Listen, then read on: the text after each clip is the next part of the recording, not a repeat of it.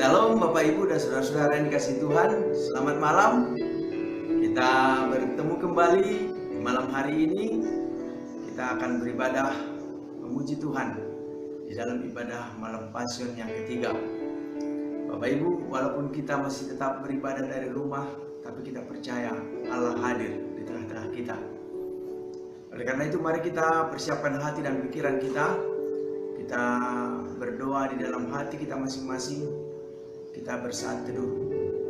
Kita berdoa di dalam saat yang teduh.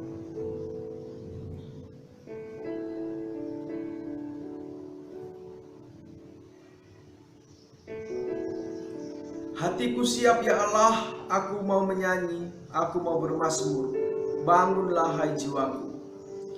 Tinggikanlah dirimu mengatasi langit ya Allah, dan biarlah kemuliaan-Mu mengatasi seluruh bumi. Pertolongan kepada kita adalah di dalam nama Allah yang menjadikan langit dan bumi. Turunlah atas kita sekalian anugerah dan sejahtera dari Allah Bapa, Anak, dan Roh Kudus. Amin. Bapak Ibu dan saudara-saudara yang kasih Tuhan, mari kita memuji Tuhan. Kita bernyanyi dari nyanyian rohani metodis nomor 3 ayat 1 dan 2. Hormat bagi Allah Bapa.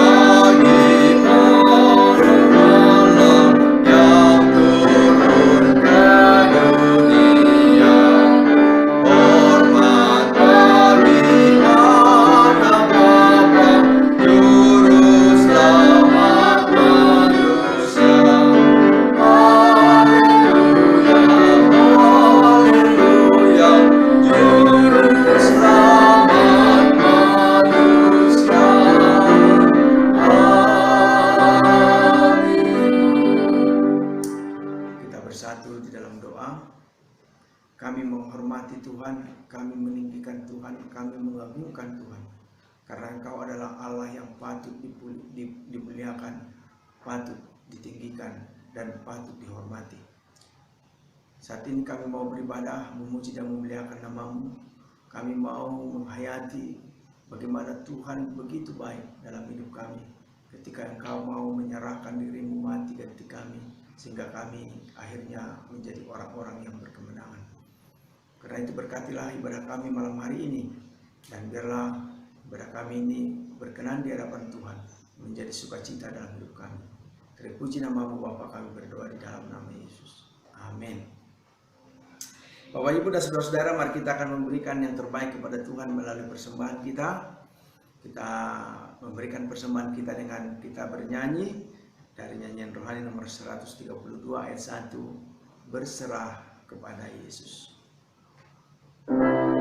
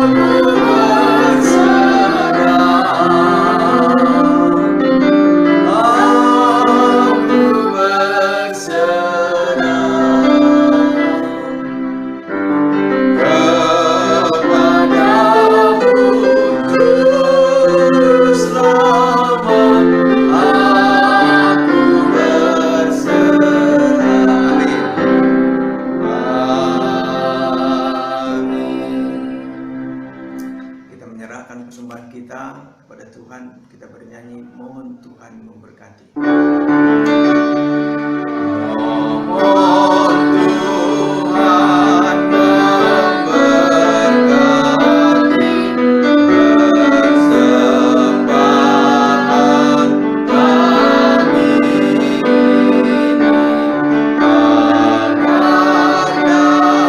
Tuhan.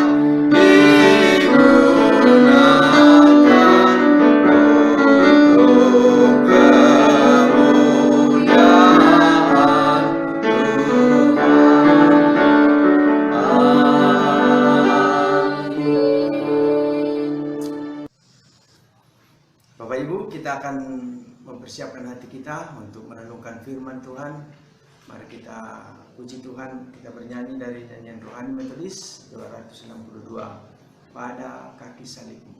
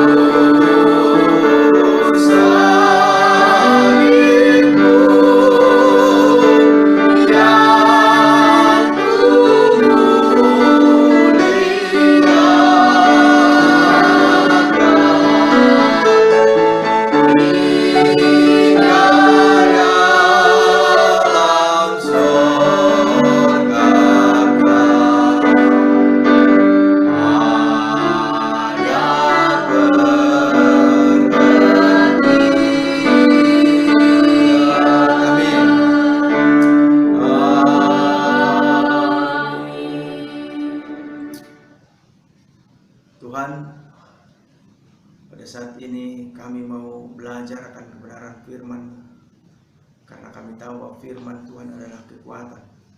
Karena kami tahu bahwa firman Tuhan adalah pelita bagi kami, terang bagi jalan kami, yang akan menuntun setiap langkah kami ketika kami berjalan bersama dengan Tuhan di dunia ini. Oleh karena itu, tolonglah kami Tuhan, supaya kami dapat mengerti dan memahami maksud dan rencana Tuhan dalam hidup kami.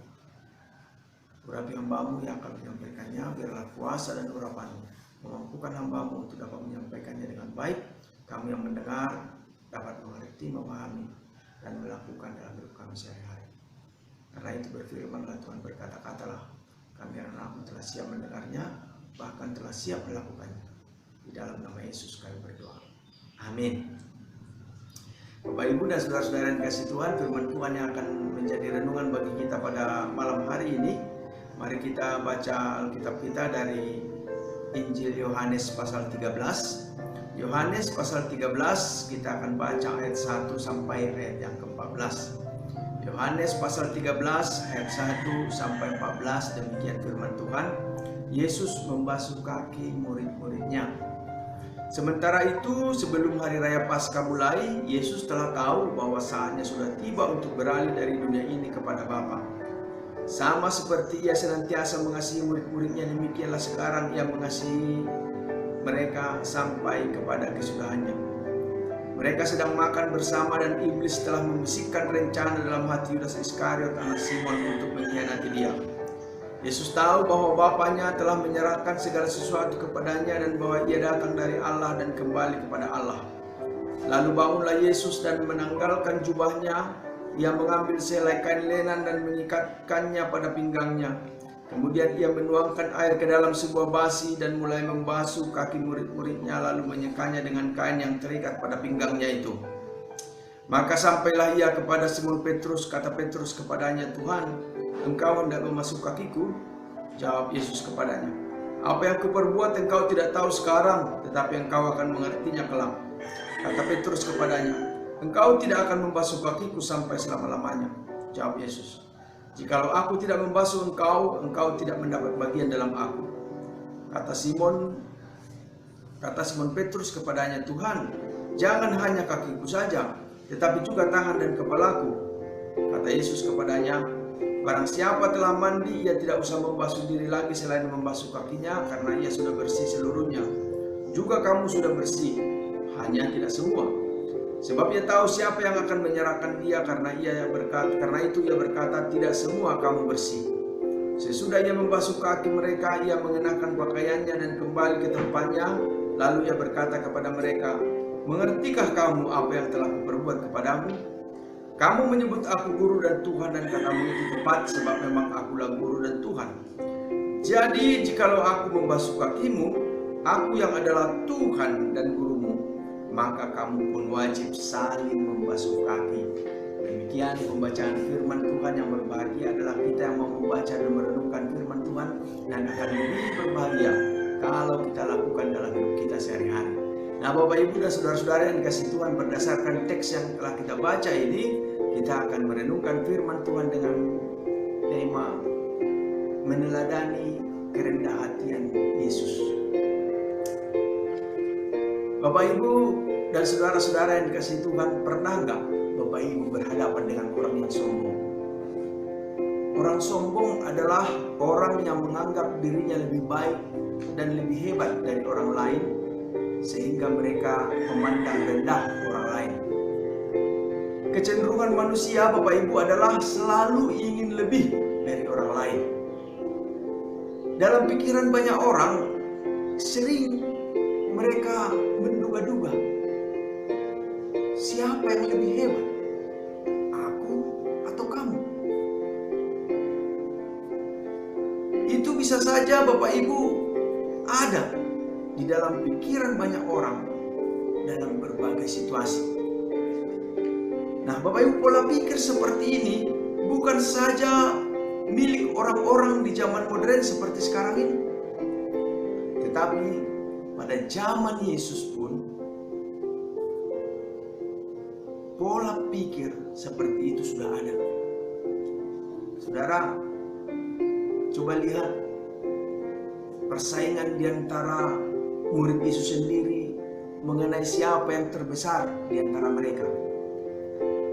Bahkan Alkitab mencatat mereka sampai bertengkar demi memperebutkan posisi itu.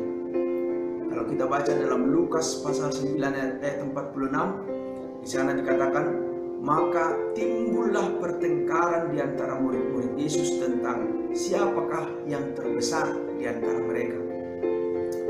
Saudara, betapa ironisnya, Yesus selalu mengajarkan keteladanan yang luar biasa, tetapi justru murid-muridnya sendiri tidak bisa meneladani dan masih terpengaruh pola pikir dunia.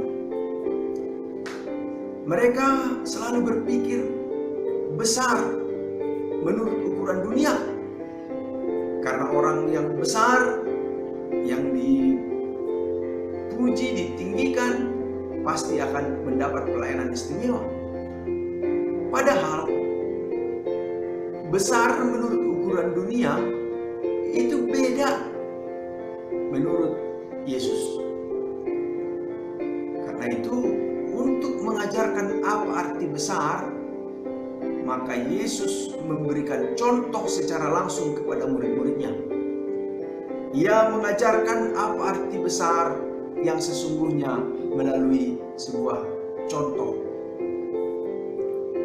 Bukan dari pamor, bukan dari popularitas, tetapi Bapak, Ibu, dan saudara-saudara yang dikasihi Tuhan, ia mengajarkan apa itu artinya besar lewat sebuah ember dan selembar handuk. Yesus, ia mau merendahkan dirinya. Ia membasuh kaki para murid. Saudara, ini adalah pekerjaan yang pada saat itu seharusnya dilakukan oleh seorang hamba. Nah, apa yang dilakukan oleh Yesus ini adalah sesuatu yang kontroversial, saudara. Sesuatu yang nggak biasa. Karena itu wajar murid-muridnya pun terkejut, termasuk Petrus. Maka kalau kita baca dalam Yohanes pasal 13 tadi yang di ayat 6, Petrus berkata, maka sampailah ia kepada Simon Petrus, kata Petrus kepadanya, Tuhan, engkau hendak membasuh kakiku? Dan Yesus menjawab, apa yang kuperbuat engkau tidak tahu sekarang, tetapi engkau akan mengertinya kelak. Nah, apa yang dilakukan oleh Yesus itu mengacu kepada sebuah keteladanan, supaya kita semua mau merubah pola pikir kita, supaya kita mengerti, agar kita mengerti apa kata besar atau arti besar itu menurut kerajaan Allah. Di ayat 14 dan 15 dikatakan, jadi jikalau aku membasuh kakimu, aku yang adalah Tuhan dan gurumu, maka kamu pun wajib saling membasuh kakimu. Sebab aku telah memberikan suatu teladan kepada kamu, supaya kamu juga berbuat sama seperti yang telah kuperbuat kepadamu. Saudara, Yesus mengajarkan keteladanan langsung melalui pola praktek hidupnya sendiri. Teladan-teladan akan kerendahan hati, suka menolong, peduli terhadap jeritan orang lain, kebaikan, kejujuran, mendahului kepentingan orang lain. Ini seharusnya terlihat dari kita, murid-murid Yesus yang saat ini ada di muka bumi.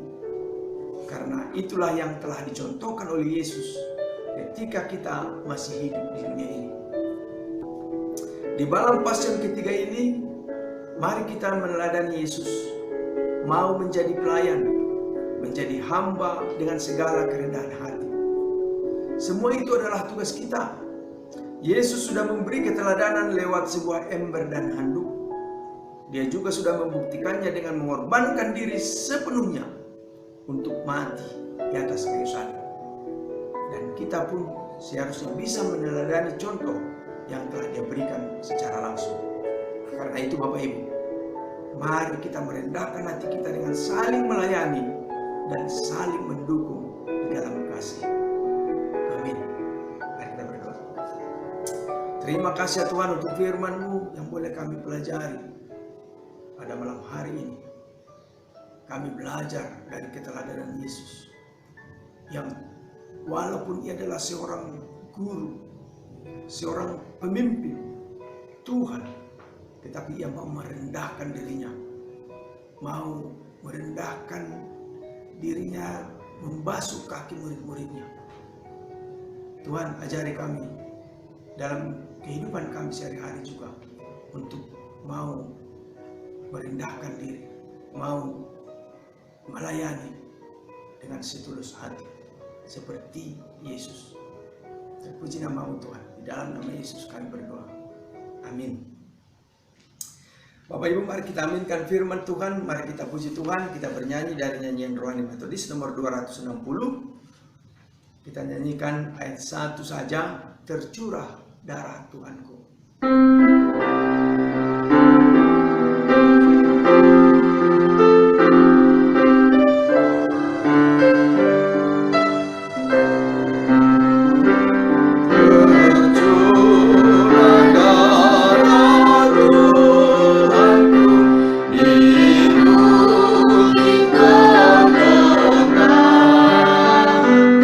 Yang mau bertobat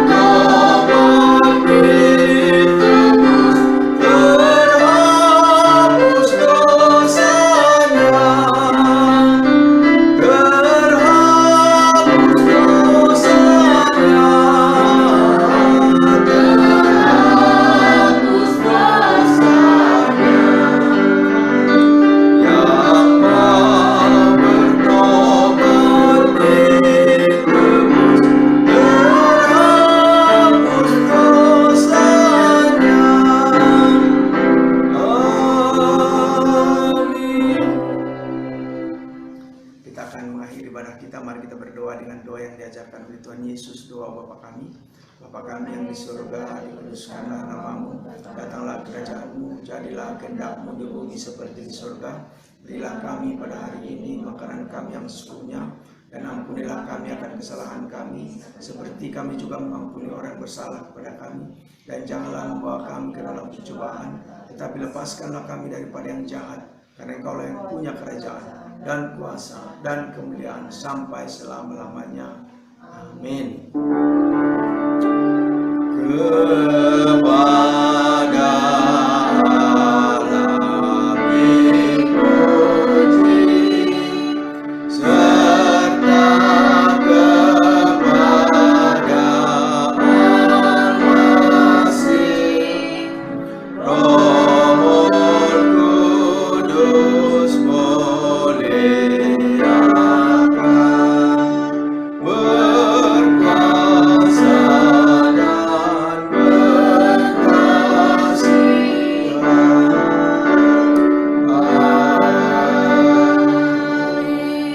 Bapak Ibu dan saudara-saudara yang kasih Tuhan, arahkanlah hatimu kepada Tuhan, lakukanlah firman-Nya, pulanglah dan terimalah berkat-Nya. Anugerah Tuhan kita Yesus Kristus, kasih sayang Allah Bapa, dan persekutuan di dalam Roh Kudus, itulah kiranya memberkati kehidupanmu, memberkati rumah tanggamu, memberkati pekerjaanmu, dan memberkati segala rencana dan pengharapanmu, mulai saat ini, besok, bahkan sampai selama-lamanya. Amin.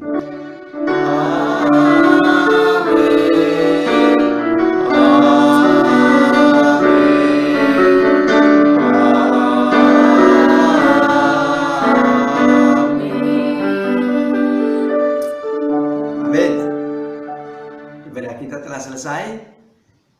Puji Tuhan. Bapak Ibu tetap semangat. Terus kita berdoa agar keadaan lebih baik dan kita kembali dapat melakukan aktivitas kita dengan normal. Selamat malam, Tuhan memberkati.